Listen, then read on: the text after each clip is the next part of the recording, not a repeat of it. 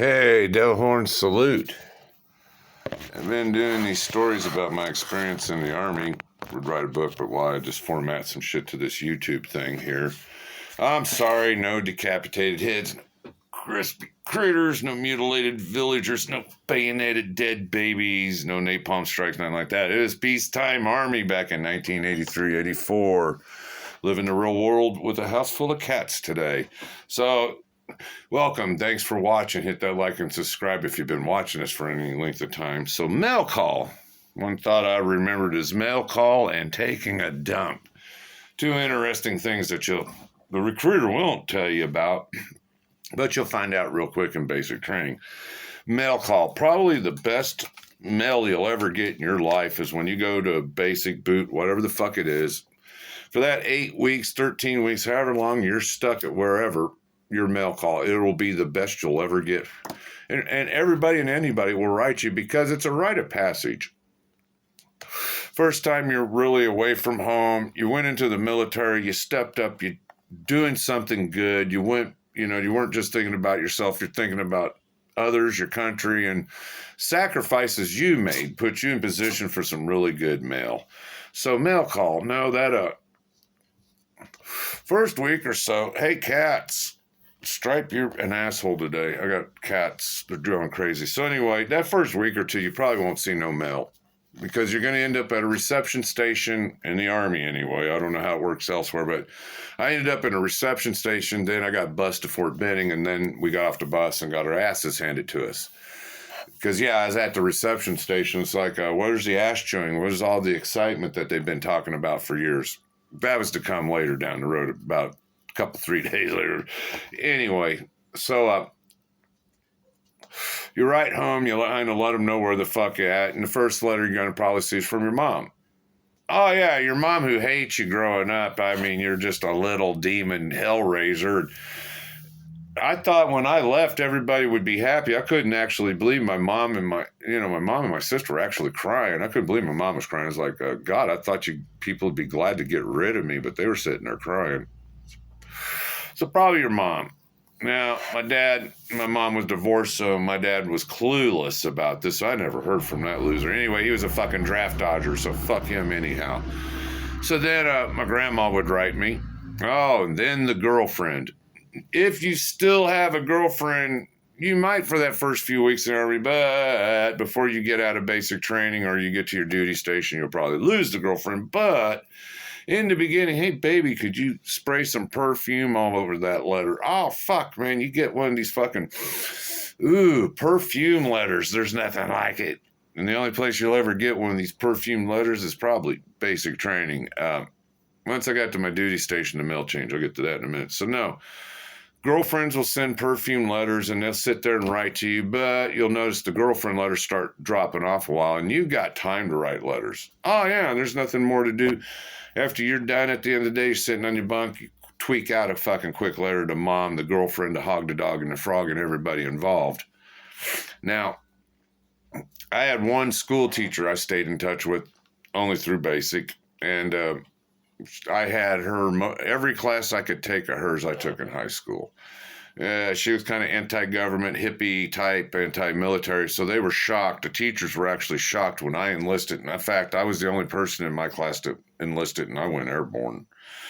Yeah, I went full extreme. It's like everything they were against, I joined. Yeah, we'll kill people, burn down villages, kill babies and women. Why not? That's the Army. That's what it does. And they really hated that. So now I could still communicate with the teacher, and I got back with this teacher. I came back after you get out of basic, and I graduated jump school, you get to go home for, 7 days. And during that period, it was right before Christmas, and I made it back to my old high school, and I was walking through the hallway, and all the kids in the next class are going to graduate. They're looking at me weird. I ain't got no fucking hair. I got an Army jacket on, and it's like a college. It's a big sweatshirt. It's like one of those college shirts, only it said airborne, a big old fucking jump wings plastered to me, and they're looking at me like I'm some kind of creature from outer space. And I made it back into my teacher's room, and I got to talk to her, and that was the last time I ever got to see her. The last time I ever got to, it was kind of like a Christmas gift. It was so neat to be able to walk in that class. Everybody's looking at me kind of weird, and I got a few minutes to spend with my teacher. I really appreciated that. And sometimes I think about what happened to her, but after you got to get out of school, you got to let that shit go. But no, she actually stayed in touch with me during basic. I had that good of a relationship with one of my teachers. My grandma, oh my God, my grandma. My grandma would hook me up with anything I asked. She always would send a letter every week. I could ask for a Bible. And I wasn't very religious back then. I was getting fucked with by all the so-called Jesus freaks in the company. And so I'd say, hey, could you guys send me a Bible or something? So I got a Good News New Testament or something. So I'm starting to read that, and I'm looking at it. It's like, gee, all these stories are the same. So I gave up on it. I didn't understand at the time what was going on. I'm just like, this shit's all reads the same. I don't get it. So anyway, birthday come around. Oh my God, I got a great big box. And what sucked was it was on a Saturday night when I got my mail. We had a little liberty, went out and got hamburgers, a couple beers, and came back. And here's this big box of cookies and candy. And oh my God. And you're not supposed to have food in the barracks overnight. So as everybody kind of eat it up, we had a little bit left over for the breakfast the next morning. And, that was cool. Once I got to my duty station at Fort Rucker, the mail wasn't as good anymore. My girlfriend quit writing me, more or less. The perfume letters stopped coming. Grandma quit writing. No more Bibles in the mail. Those little things that you could ask for quit coming. I mean, when you're a basic, it's special. I mean, it meant something back then. Gee, Junior stepped up. He's doing something. It's a rite of passage for a young man back then. Because, you graduate from school, you went in the military, you went to college, you found a job, or you did nothing like a scumbag. And a couple scumbags and a couple people found jobs, and I was the only one enlisted. So the biggest, scariest thing now when you get to the Army is, I know this is a touchy subject, but how do I go to the bathroom? Well, don't worry, guys. It's taking a piss around a bunch of guys, and all of a sudden you got stage fright, your shit don't work. I don't know how many times I've taken a piss test. Yeah, they'll put a cup in the water to put the water blip, blip, blip, blip to make you want to pee, and you got some guy sitting there staring at your meat while you're sitting there holding it in a cup, and it don't want to work. Stage fright. Yeah, it's I can't pee. You're looking at my wiener, and I'm scared to death right now, and it ain't gonna pee. I strain it out a little bit, but it ain't working too good. Yeah, so when you get to a reception station, again, I was in the Army. I don't know how other people work. The Marines could be different. I don't know. Either way, I went to a reception station, and everybody was freaking out about this. Like, oh my God, how am I going to go to the bathroom? How am I going to take a shit and wipe my ass and pee and all this other shit? Because everybody was kind of, like, yeah, you want your privacy when you do this, and there isn't much privacy. You're going to find out. So no, when I got to we had stalls to take a shit, shut a door. You could wipe your ass, look at the mess, play with yourself a little bit if you had to. They had some urinals to pee in, or, just go ahead. There was a little measure of privacy. Now, where I ended up at Fort Benning, it was in some World War II barracks. These were World War II barracks, wooden barracks. Okay, I think there was 6 or 8 shitters, either 3 or 4 on one side in the open, and then you had 3 or 4 fucking urinals, and that was it. So you had to learn real quick. If you had to pee, you're going to pull out your little bitty wanger there, hanging out in front of God and everybody. And when I got to my unit, it was the same thing. You had the big urinals. You're just going to hang out your wiener. And if you had VD, you're going to scream, but everybody else kind of let it hang out and go. Now, they had open shitters in basic. So, I mean, you get over that fear real quick, and you kind of nonchalantly do everything and wipe your ass, make sure you check your paper once or twice, and get up. I think about after 8 or 9 weeks, I fucking woke up one morning. I had to shit real bad. It was a Sunday morning. Everybody's in there reading newspapers and that, so I found...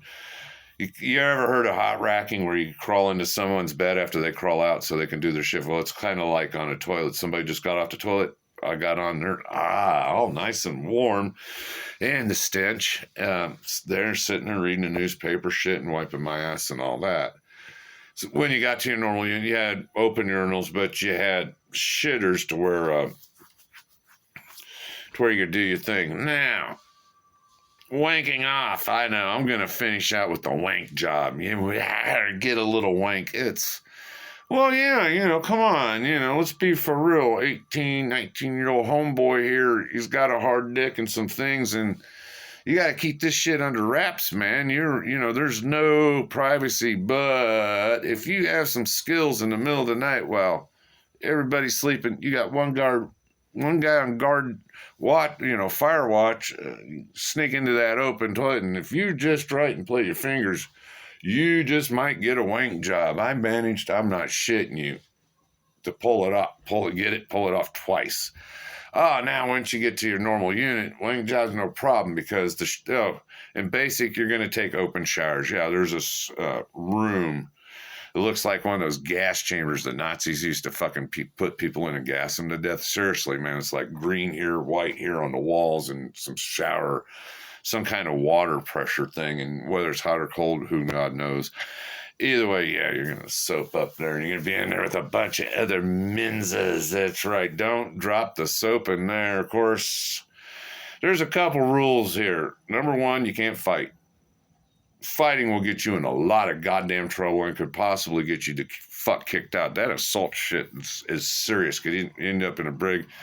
But that homosexual, back when I was in, it was a witch hunt. If you were a homosexual, it was a witch hunt, especially in the fucking Navy. They were looking to kick you out. So dropping that soap and getting a little bone buddy, that shit didn't work back then. You better keep your eyes and your butthole to yourself, and that woody better not be wooding around me. So, yeah, you're male. It's going to be the best you'll ever get in life. The best male because, well, when you get to my age, I turned 60 this month, and all I ever get now is bills. I never get Happy Mail anymore. No, there's Happy Mail, little cheesy letters or a little CD thing from a church or whatever, or something to make me happy, and all I ever see is bills now. So with this new war thing coming up and probably a bunch of people going in, look for that. Oh, you don't have the support system I had. One thing about when I was in, we had a support system. Today, when you've got single mom with 3 kids and no grandparents and no family to fall on, it's good luck with your support system.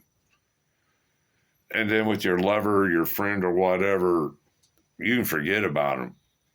Yeah, you just forget about your girlfriend, your boyfriend, whatever the fuck it is you're leaving behind. Just forget about it like it never fucking happened. That's my best advice to you. So I got a few things in reserve I'll be posting however it happens. I run a snake church. I do a magic coin commentary bullshit thing. So hit the like and subscribe. Check me out on some other shit on this channel. And if I come up with some more shit, I will. Thanks for watching. Have a great day.